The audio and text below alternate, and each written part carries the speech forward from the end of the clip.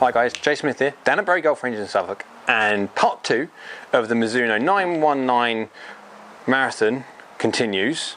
This one in the forged. So I've done the hot metal. If you haven't seen that one, pop on the channel and have a look. But this is now the JPX919 Forged, the middle one of the family. Now I've got my phone out. Reason is because I've got so much to do and I just want to make sure they get all the lofts right on this one. And I'll pop the lofts up on the screen anyway, but you guys can, yeah, so I just need to have a look. I've got the 9, the 6 and the 4.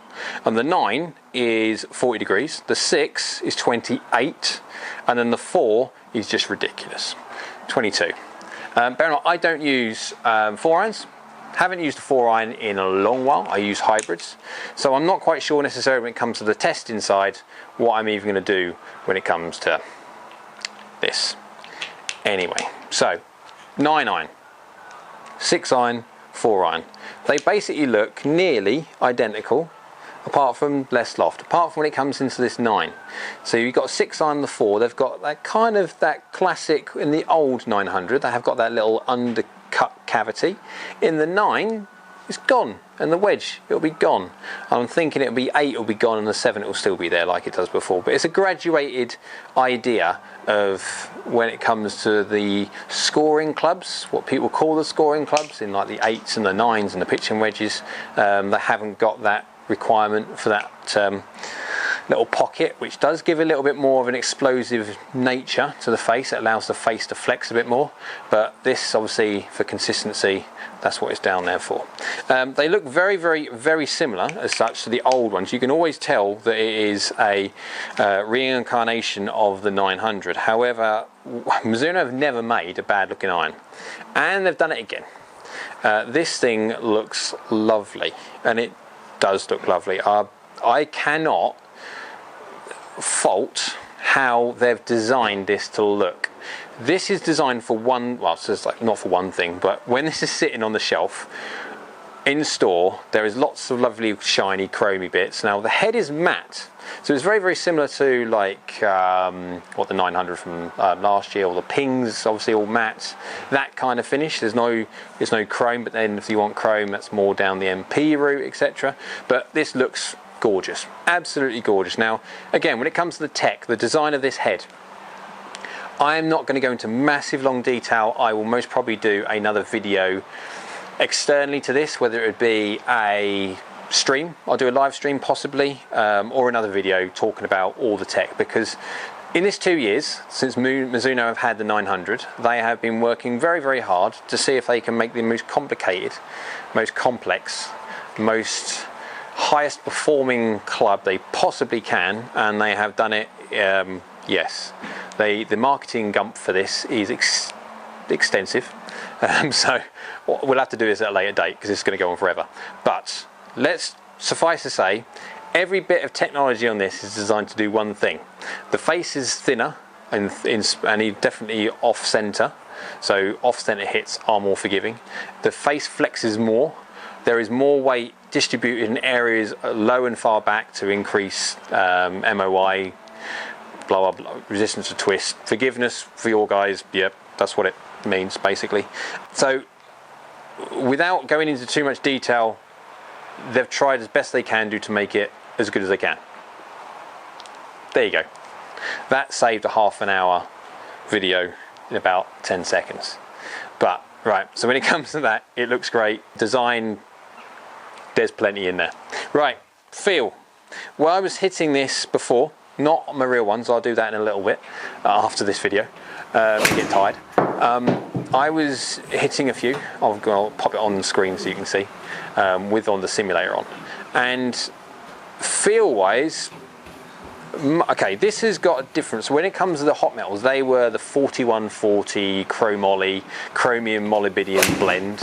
When it comes to these are the 1025E forged material, stainless steel, that they've always used, but with the boron in. So the 900 had boron, this has got boron. What they have managed to do though is you could feel the boron in the 900 forged. I'm starting to lose the feel of the boron in this. So initially when I started hitting it, I didn't look at anything. I literally just didn't go and have a look at the hosel and say, oh, has this got boron in it or not? I just started hitting it because I wanted that objective view of, haven't read anything about it, haven't heard anything about it. I just want to get down and hit it and see what basically it feels like. And at the start, do you know what? I could not differentiate the feel between boron or not. So it just goes to show necessarily that, okay, it's got boron in it, which that means because it's got boron, they can make the faces thinner because it's stronger and blah, blah, blah, blah, and then redistribute that weight load back, yeah, blah. But what it does mean, the fact that how they've done it is you don't now feel the boron. So it now feels more like an MP iron. When it comes to looks, gorgeous, design, there's plenty in there. I'm not going to go into it. Just there's loads. I will go into a different video. Feel it's as close to a 10 as you'd get without going pure 1025E lovely forging. But 9.5. I mean, you're not going to get a better feeling. It's like the i210 ping. If I don't want to sort of like cross videos or anything, but it's true. If you haven't seen my i210 video, watch that, because I'm getting the same feeling from that as I am this, and I love the i210. Didn't like the i200, but I love the i210, and this is no different. So we're going to do now, hello Wasp, brave. We are now going to pop on to GT2 HMT with my Game Wolf Ice Pro and see how real balls, premium balls, perform with these lovely sets. And I'm not quite sure what I'm going to do with the 4-ironers yet. We'll go see. Right guys, numbers time. I'm going to get tired by the end of today. Hot metals first, now the forged. I've got the tools to do next. So, right, what I'm going to do, I've said before in the hot metals, I'm going to say it again. I am not hitting these as hard as I normally do. I normally swing around about 80%, maybe 85%, depending on how free I feel, etc. But for two reasons. One, to protect me, because I'm hitting a lot of shots today. I've got the family to do. But two, also it's helpful the fact, because I'm not swinging it quite as quick, a lot of the comments I get, not to say the negative, but the constructive feedback comments would be a case of, well, you're a pro, so you swing faster. There's not really, yeah, and I agree. I understand 100%. So, dialed it down a bit, just to see and protect little old me. So 9.9. Let's go 9.9 first of all.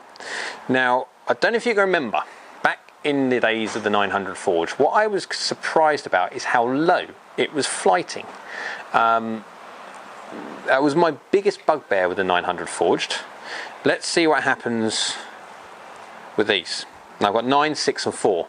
The 4 is going to be interesting, but the 9.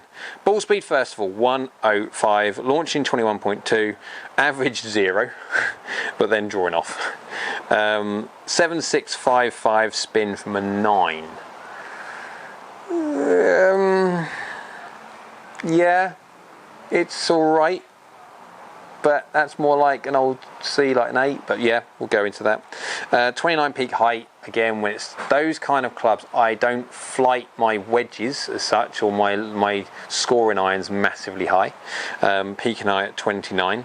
Normally they are slightly higher, so I'm not quite sure at the moment. We'll go see if this is a correlation between flighting down or anything, but don't know. Carry distance 139 from a 40-degree club. That's where I'd expect it to be. And bear in mind, guys, when Mizuno are making these things, they're trying to make them as consistent as possible, but with still as much tech in there as possible to help you when you don't quite hit middle, and also give you a little bit of help when it comes to the distance. But they don't want, and this is the thing, but by cranking lofts, etc., they don't want ever you to get to a situation where you've got 4 wedges or 5 wedges in your bag. That's just crazy. So you get your pitching wedge and then God knows how many other ones after that. So they're trying to keep the gaps relatively sensible. So it's the hard thing when it comes to design. You can just crank clubs if you want to, but then you end up with a 41-degree pitching wedge, which is no good to anyone, because you've got to have God knows how many wedges after that.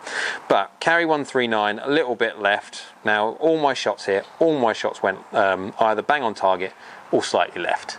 So we can see there by 47.3 descent angle, absolutely functional, no problem with that. Swing speed 87. So This 9-iron won't be swinging as fast. I mean, 6.2 down, very much so like a wedge that I do. I do hit down with a 9.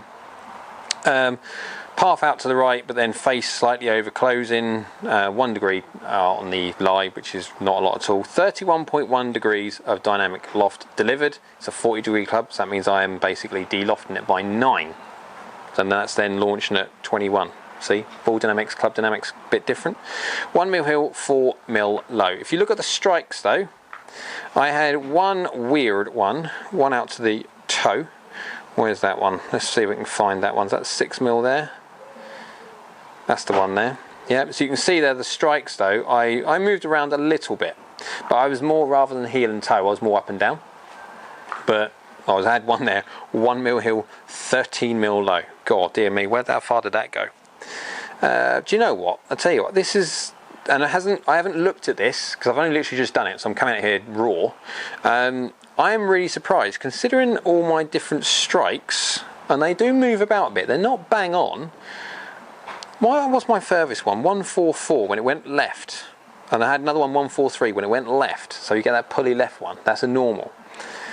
But on average is 139, the worst one that I had is 134. I tell you what, this is really consistent. I really do like that 9-iron, because considering how I hit it, I've moved about, you can see by the strikes, I haven't hit middle, I'm moving about, but that's still retained very, very good distance control. Very good distance control. I mean, I'm really surprised about that. What's my grouping like? That's not bad at all. If you just go to the grouping page, I will record this page so you can see. Considering my strikes, this is brilliant. I like that club. 9-iron, good club. Right, let's go over to the another club. Where we got? The 6-iron. Bunch of shots again. I am tired. Right, 1, 2, 3 ball speed. So we're now starting to crack up from the like 9-iron to a 6, 28 degrees, so 2 degrees weaker than the chromoly one, but 1, 2, 3, 16-4 launch, baby little draws, 5-3 spin. It's, yeah, bear in mind 27 degrees is kind of like an old school 5, so it's spinning like a 5-iron should. Actually spinning a bit more than a 5-iron should. I'm quite impressed about how the new 919 irons actually spin, because they seem to be retaining very, very good spin numbers.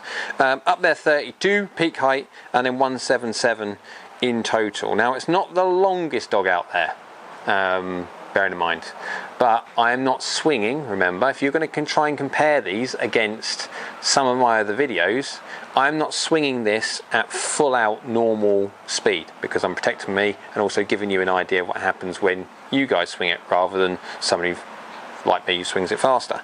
But perfectly respectable. Look at the distance there. 181 is my total, my biggest one, and then it goes down to 171.